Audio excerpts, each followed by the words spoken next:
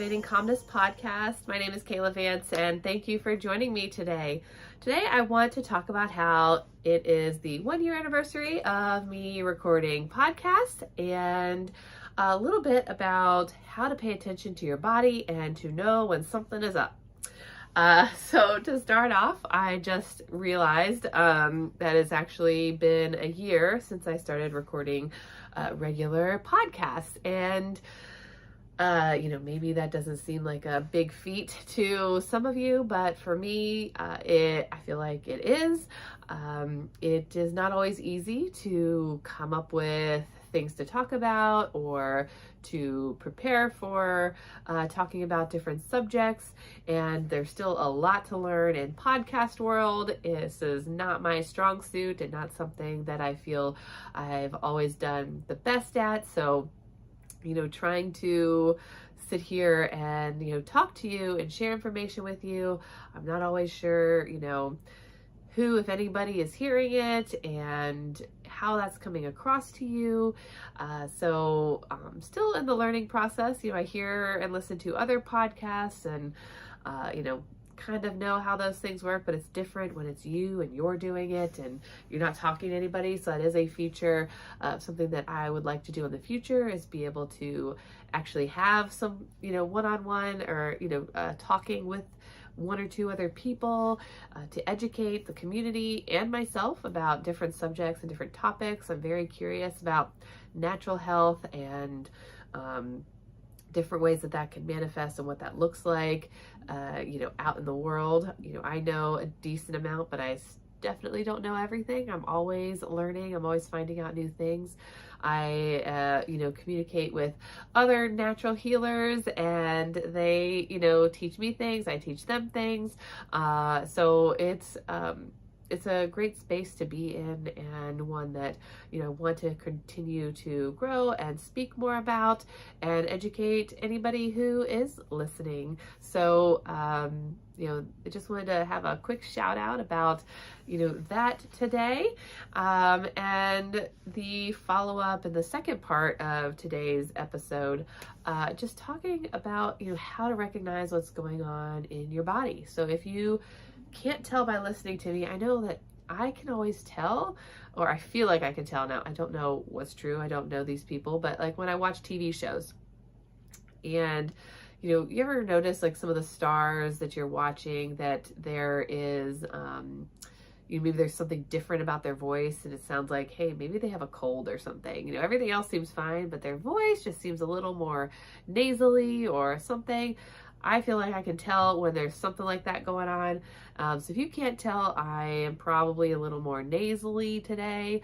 I have a little bit of congestion, and that all started basically the other day.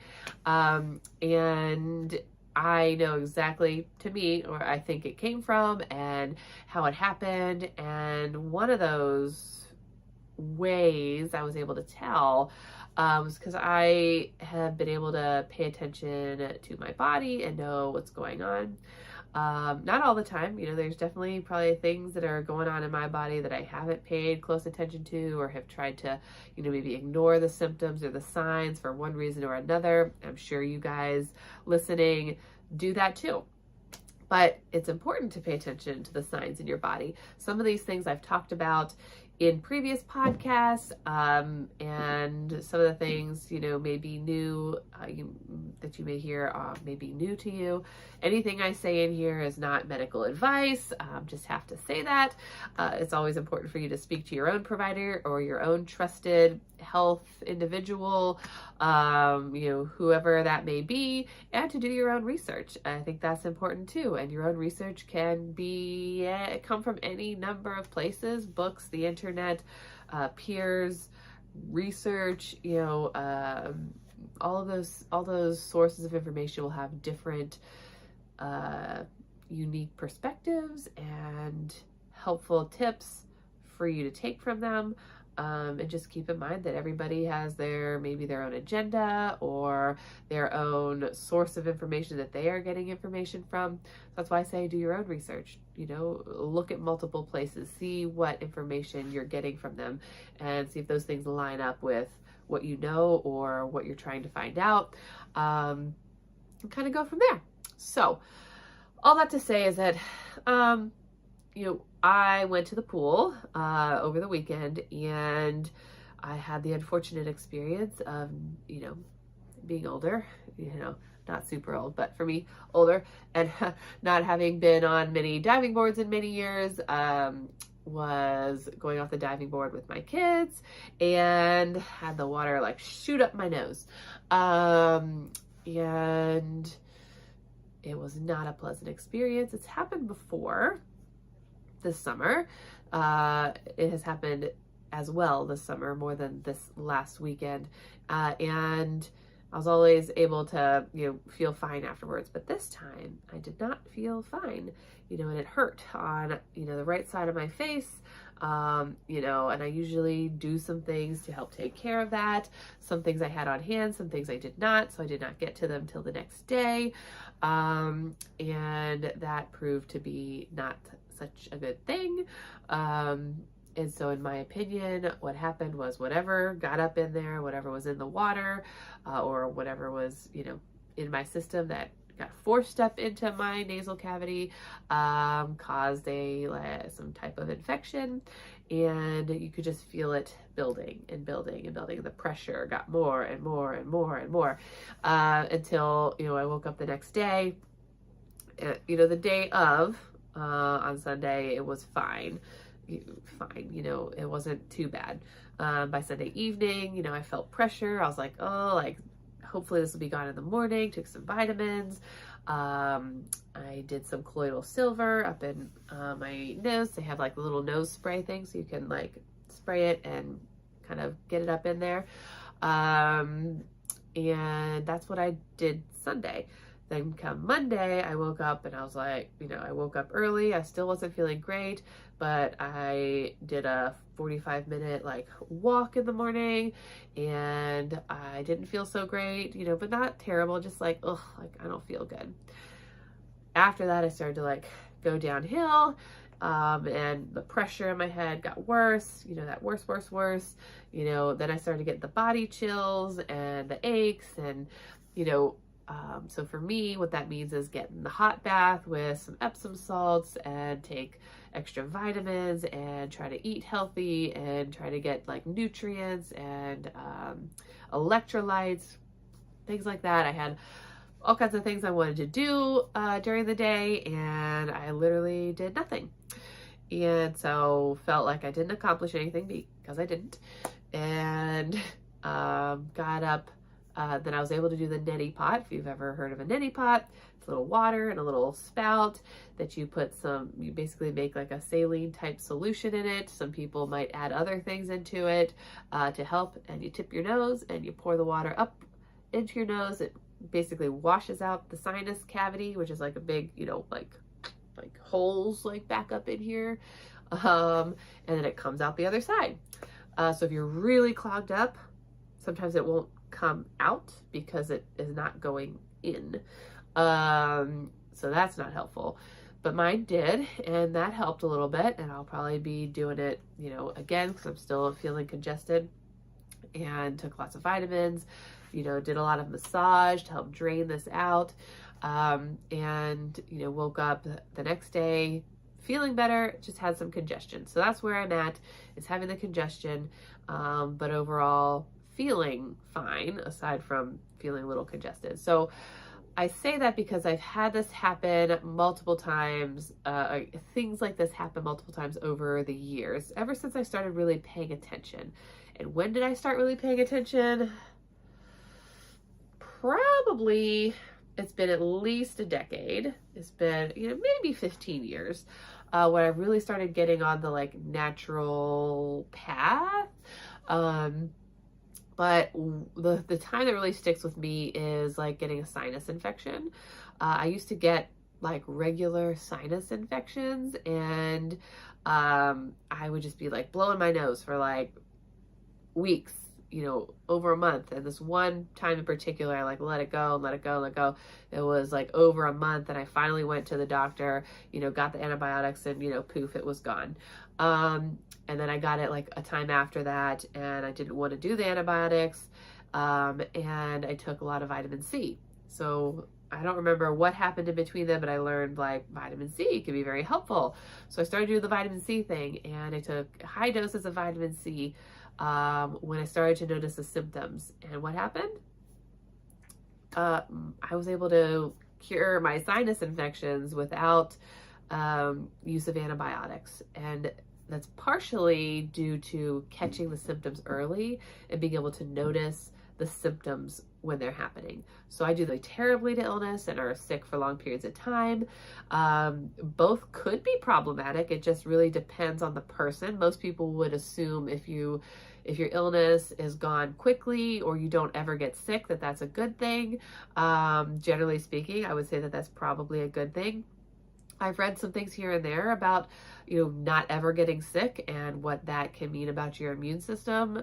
So there may be some information out there about how like never ever getting sick is also problematic and what that could mean. I don't have that information right now, so that would be something for you to do a little bit of research on. But if it takes you a long time to recover, you want to find out why. Like, why does it take a long time to recover from something when you have a cold or you have an illness? And like, what type of illness is it? Like, is it bacterial? Is it virus? Because those are treated in different ways. You treating something you have based on the symptoms, you may not know whether it's a virus or a bacteria. Not super important unless you're trying to get an antibiotic for something. Ear infections often use antibiotics, but most ear infections are not viral. They're actually bacterial and won't be helped by an antibiotic, period. So there are other options and other things available that can help you if you know the symptoms and if you know what's going on and how to help them. The same thing can go for bigger problems, right? Like if it's thyroid issues or hormone issues or cancer. Now, sometimes those things give, I would say most of the time, our body's probably giving us warnings. It's whether we're able to see the warnings or know the warning signs, which I would say most of the time we aren't aware of those things, which is why we don't catch them. But sometimes we are aware and we ignore them. But that's not to say that if you have cancer or someone you love has had cancer or has cancer, that they were ignoring the symptoms and, they did this to themselves or anything like that. That's not what I'm saying at all. But I am saying that when I stopped doing certain things, I started noticing other things. The biggest and best example of this is like when you remove certain foods or toxins or products from your life and then they're reintroduced. It is the reaction that you get to them is bigger. So for example, I don't use any Bath and Body Works period anymore. I used to love them. We would go to the candle sales and get all the candles and they smelled amazing, right? And all the sprays and all the body washes, loved them. Cannot stand them now. Don't like them. The smell just makes me sick. I can walk in a room and if you're burning a candle that is not like a natural candle made with like essential oils, I can't stand it. Now, obviously there's scents that I don't like, but I can tell if something is synthetic. In my new office, for example, when we walked in to view the place, the person who was kind of in there, the person that was in there, which is kind of like a friend of ours, but he had like one of those wall plugins. It was so overpowering. Like I couldn't get out of there fast enough. And so we actually unplugged it from the wall because it was terrible. I couldn't stand it. I don't use those things in my office. Would it be nice to make the whole place smell and, be like fruity pebbles and yeah. But it's going to make me sick the whole time and it's going to make you sick. You just don't know because you're so used to that toxic burden on your body that you don't notice the toxic burden until you remove the burden. You take it away. Your body goes, and your body's able to relax and it's able to like not experience that.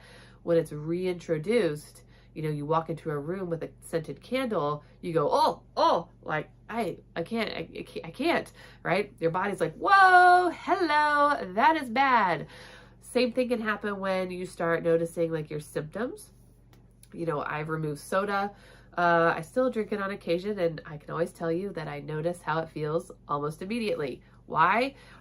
Because I took it away, and then when I put it back, it's an immediate. I take a drink, and yes, it's delicious, but my body is like, whoa, hold up here, this thing sucks. And so you learn and you pay attention. And there's still things I'm learning to do. There's still things I am trying to do better at. So I am not perfect. It is hard. It's hard to make the changes, which is why I still have soda on occasion. And sometimes I do way worse and I have it more than just on occasion. But I'm much better than I used to be, which is where I drink soda like all the time. I definitely don't do that anymore. There are healthy alternatives out there as well. So if you like the tingly and you like the taste of soda, there are healthy alternatives, ones that help your gut, ones that have like limited sugar in them. So there are things that can, you know, replace soda, but it may take some getting used to those options if you've never had them before. So I just wanted to share, like, pay attention to the signs that your body is giving you, the little tingles, the little aches, little pains, little things where you're just like, oh, something is not right. Like my shoulder is like bothering me, you know. I go to a chiropractor regularly, and, you know, I have the shoulder that's been bothering me, and I could be doing more, you know, let's be honest. I haven't learned like what particular stretches I need to be doing to make it better. It is better overall. But initially, you know, it was hard to move. And, you know, he was able to tell me like what was out of place, what was locked up, which was maybe contributing to or affecting how stiff my shoulder was. I got a massage. They could feel that as well. Still need some work on it, but it is better than it was. So there are, you know, things that we can do if you notice and you pay attention to what's going on. You can find out the ways to help that. And if you don't know, there are people out there that do know.